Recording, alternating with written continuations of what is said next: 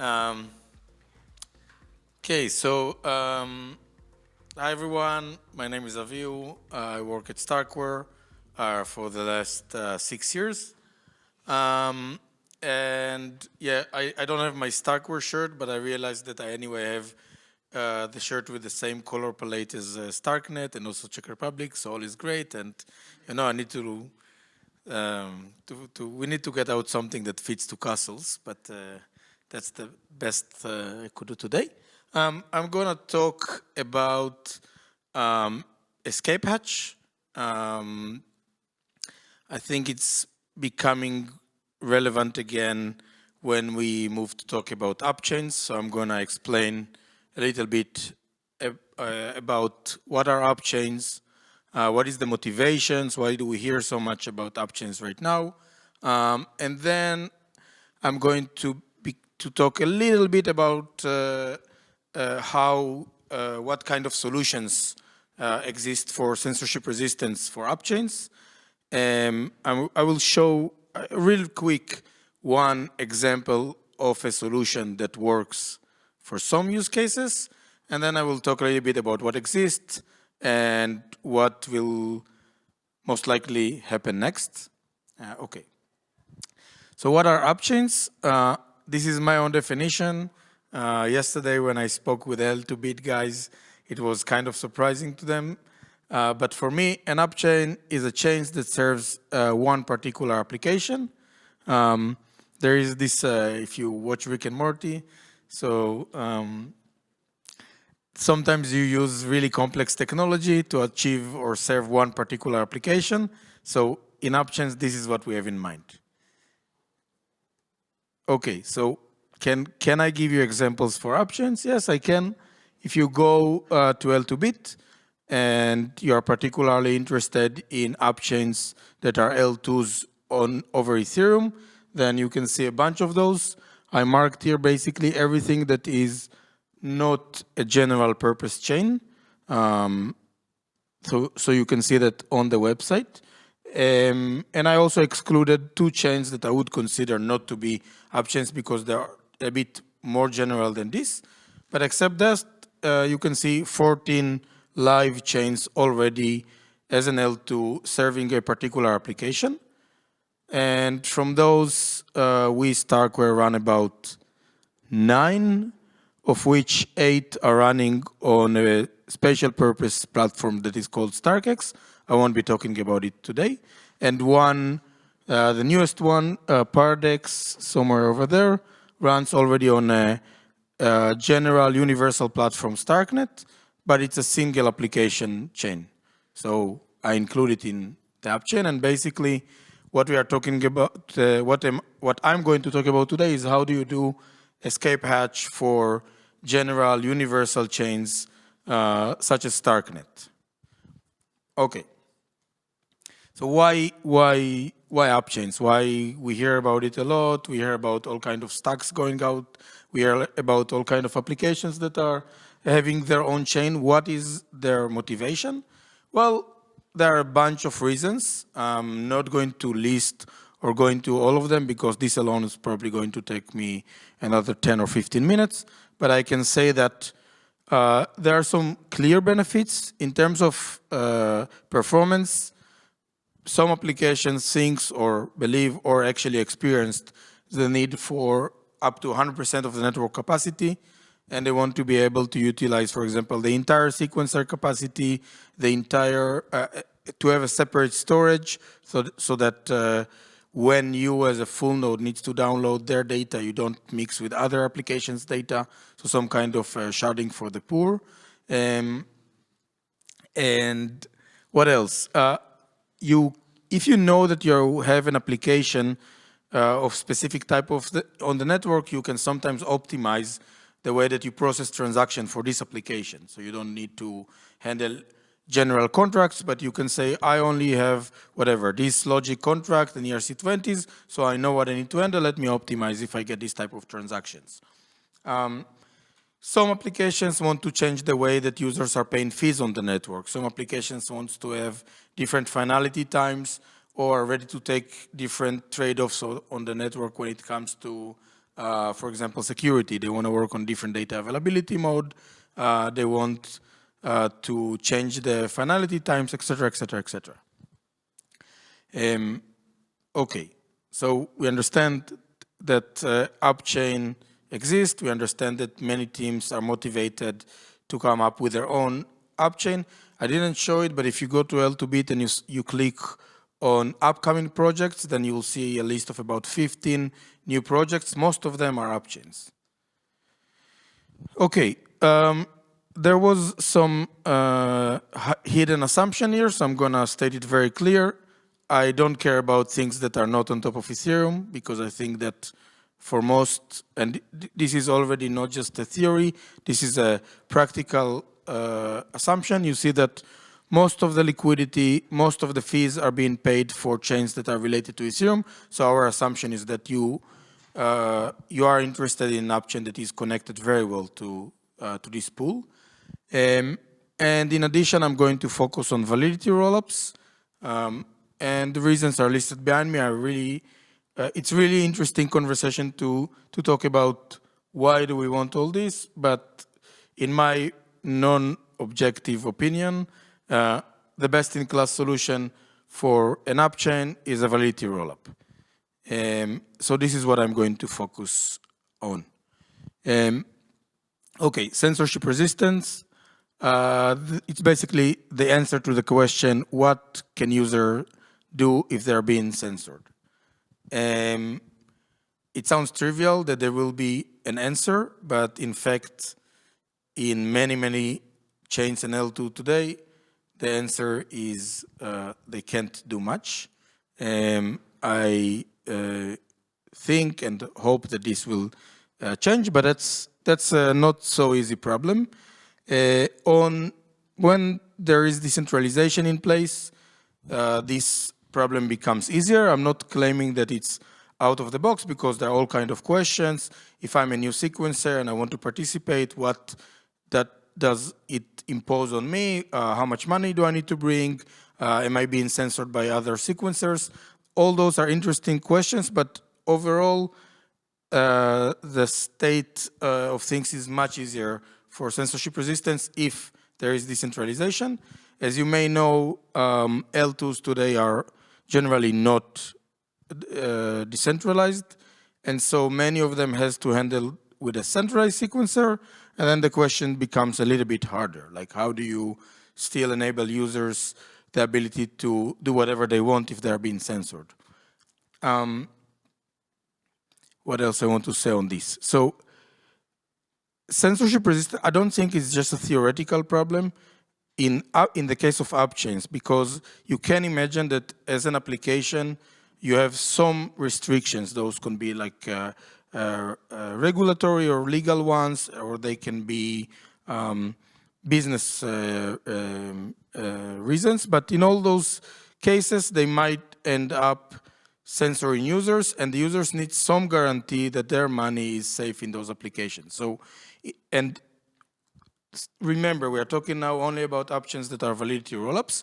So there the situation is slightly better because users know that the validity of the state is always promised. They don't have to monitor for invalid state transition. That's good. So is the order of history. So once something is finalized on Ethereum, they can be calm and they know that it exists and that it already happened. But censorship per se, like getting their funds outside, for example, is not guaranteed. Okay, here's a framework. It's not completed, but I think it's important to understand that there is a very big difference, and as solutions will become live, we will start noticing that there is some inherent differences between solutions and what do they actually provide. So I'm going to focus on one particular solution, that is the escape hatch. What is it? It's just a subset of solutions. What it ensures is that users can always exit their funds out of their system. It's already by this definition, you understand that this is not a general solution, because in some applications, the meaning of censorship is not about your funds. For example, if it's a game, maybe you want just to continue and play the game, and this doesn't solve it. So stating this clear, I'm going to focus only in enabling the user to exit their funds. We could expand it to more requirements. I'm not going to do it here, but it is possible to say, I don't want just users exiting their funds. I want every general logic to always be able to, for the user to be executed. And another requirement that I'm also not going to require, but it is somewhat reasonable, is that the chain continues to operate. This is basically your appetite to, well, if a chain censoring users, should it continue to run or not? It really depends on the application and on your ideology, but it can also be a reasonable requirement. But I'm not requiring it for today's talk. Great. Okay, so here's the problem. The first problem, okay, when we think about, let's go into this thinking process, right? So we have a network, we have a chain, this is an L2. We want to enable users to withdraw their funds even if they are being censored. So the first step is enabling these users to request exactly this. And on other networks, this problem by itself is hard, but we have Ethereum, so everything is much easier because Ethereum is already resistant to any kind of censorship whatsoever, and that's our assumption. Here I'm using a meme, but it's not an actual meme, it's just easier not to draw pictures, so ignore the meme part of this. So the first step, we are just going to use a forced transaction queue on Ethereum. Ethereum is going to be the place where users can request to withdraw their funds, and it will be registered and nobody will be able to censor them. The reason I put this picture is that you should remember that even though this forced transaction queue exists, usually users will just go to L2 directly and they will never interact with L1 for such a request. It's only an emergency mechanism. So here's the plan. There is this queue. If a user complains that they haven't received service and they want to exit, they are going to request it on L1. We are going to let the operator, the sequencer, the application, a time T to handle their request. And if they do so, nothing bad happens. And if they don't serve the user after time T, the user can come back again and complain to Ethereum. Okay? Here is a complex diagram. Let's see how much time I have. Okay, I can do it in 10 minutes. Don't worry, this diagram is not going to take me 10 minutes. Just you'll see it like 5 more times. Okay, what do we see here? So down there is Ethereum, and here over the right is the Starknet Appchain, and on the left there is the sequencer, and there is some escape tool that we'll get to later. Those are like off-chain components for the user service. The forced transaction queue is a contract on Ethereum. There are also the usual suspect contracts. That is the Starknet core, which is the contract that handles the state of the Starknet application. A verifier for verifying proofs that everybody can query to ask what is correct, what is valid, and a bridge to the Starknet application that holds the money, the funds that are sitting in the application. On L2, and this is important because this is already specific for this solution, you have a function of the application that handles forced transactions. Remember, forced transactions can be general transactions, but you can also choose to say, I only allow forced transactions of specific type. And then you basically limit the attack surface on your application. If you didn't understand what I said, it doesn't matter now. And you also need, and this is very specific for escape hatch, you need some kind of a balance calculator. You need to be able to say, this user, in the case of emergency, deserves X dollars. And it sounds simple, and in some application it is simple, but the more complex the application, it's not necessarily going to be a simple function. And that's why it's on L2, because you may need to do a complex computation involving a lot of data to get to how much user A should get. So we see here the user asking for a forced transaction and the forced transaction queue registering it, and submitting it to L2 to be processed. And then there is time where the operator sweats. It doesn't really sweat, it happens automatically. We did it many times. And at the end of the day, everything is cleared and the user exits their funds. But what if not? Okay, so now thinking process, we have the second step. We know that the user requested something on Ethereum and they haven't been served. And now a time T passed and they're being censored. We know that for sure, L1 knows it for sure. What can you do? So you can do many things, depends on how complex you want your system to be. Here are examples of things you can do. And some systems, I think even one system in prod is doing or offering something like that. You can change the operator, meaning you can say, this operator is censoring users, I don't like him. Let's have some kind of process to decide who is going to be the new operator. Side note, I don't like the solutions that says now everybody can be operator because it serves well if there is one request, but if the operator is down, then everyone can do whatever they want, just create a mess. So there should be some mechanism to replace the operator. That's one option. Another option that you can also see today, some version of it on some L2s is everyone can be operators for their own transactions. It's also complex because it requires, there is some concurrency issue, right? If you let everyone progress the state, then my wish and somebody else's wish can collide, and it serves well if you have one transaction. If you have many transactions and many people wants to go out, then they are dependent on each other. So they need to agree on how they're going to serve something without doing computation for no reason. I don't want to get into it. It's very interesting directions to go and consider, but we have only 25 minutes, and from it I already wasted like 20.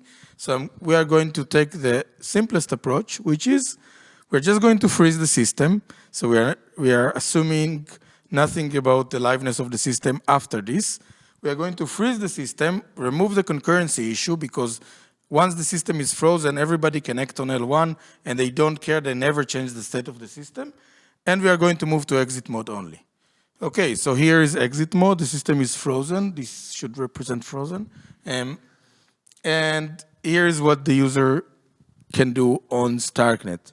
Remember, this is a general purpose system, so the tools are general purpose, but the logic on L2 is application specific. So what the user can do is that they can take the escape tool, which is made of Madar, which is an open source sequencer, and Stone, which is an open source prover, or they can use whatever favorite tools they would like to. And they ask this tool to please synchronize on the latest final state from L1. This exists because we're talking about a rollup, so that's also easy. And compute or calculate their own personal user balance. And after they do that, they ask the tool to generate a proof that shows to L1 that they hold in the L2 upchain such and so balance, and send it to the verifier to register it. Once it's registered, they can go one time to the more complex bridge than what we are used to, ask him to withdraw their funds. For example, let's say they withdraw USDC. The Starknet bridge will check that the application is really frozen and the defect exists, register the user's request so that they can't double spend, and give the user their funds. And that's it. It's very simple, but in reality, it's not that simple because those tools and those systems, they are complex, so you need to be very careful with everything you do when it comes to the forced transaction handling. The balance calculation is application dependent. The tools you should make sure that they're working in reasonable time, that all users can use them. So it's there are a couple of layers that we will achieve as everything matures. What exists? So I'm not going to cover everything that exists, even that we did look into it and it's quite interesting.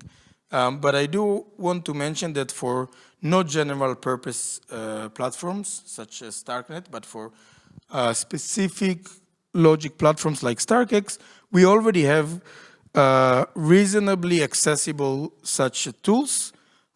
So if you go to, for example, the YDX, or basically any perpetual system that is built on StarkX, The L2B team has built a very nice explorer that also enables you to see the latest forced transactions. And forced trades, I'm not going to get into forced trades, forget that you saw it.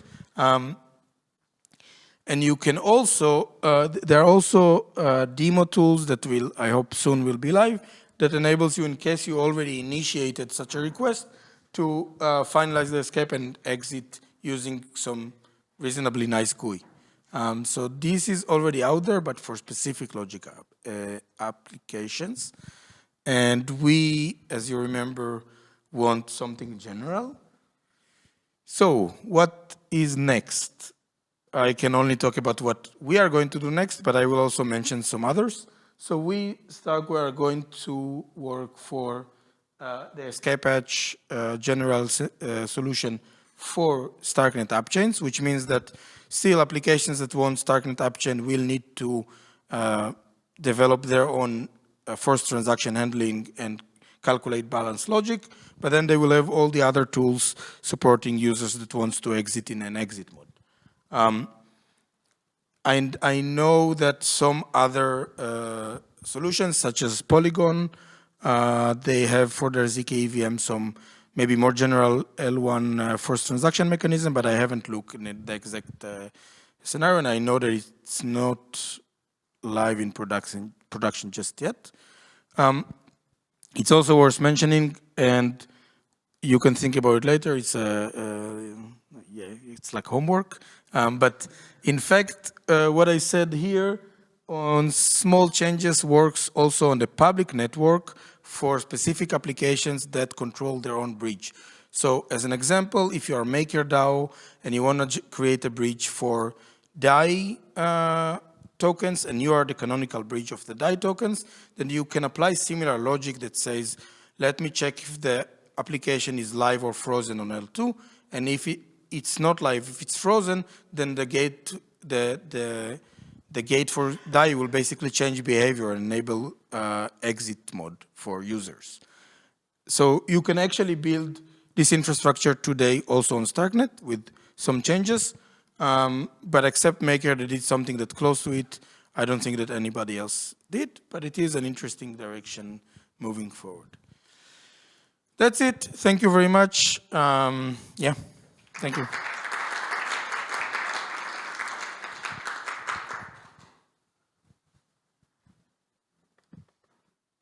I don't know who is talking next, but yeah, question? Who's the first L2 to suddenly fall over? We all need to force exit. There? Who's the first L2 to have a major incident, to go down, and we all need to force exit? Well, I don't know, but if you'll see, but people are actually using it. That's like in DYDX, it has been used, the forced transaction, not the exit mode, but the forced transaction were submitted multiple times. I don't know if. Good question. I think it's something in like either they're trying the system, like trying to check if things work, or they were by accident thinking from this nice GUI that, yeah, this should be the way to exit the system, or they're really maybe aren't able to access DYDX GUI for some reason. I have no idea. It's just speculation. What's the logic behind the freezing city? I mean, how it's triggered? Like when it's triggered, who triggers? Freezing? Yeah. Basically, freezing is just it's important for not having concurrency issues, but it is obviously very bad for the application. So you only want to do it when users requested to exit on L2, then on L1, and they haven't been served for very, very long, and L1 is able to verify that. That's the only trigger that you allow it. We decide, like, as a whole too, we decide, like, everyone says, okay, we will send our users. Users are complaining, but why would we trigger this? This is something that the users can trigger. That's the point. The users can trigger on L1. Users can do it directly on L1 contract, and for the L2, the L1 contract are input.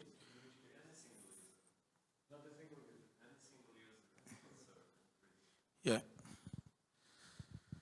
Okay, we are after time, and I think that the next speaker is here, so thank you.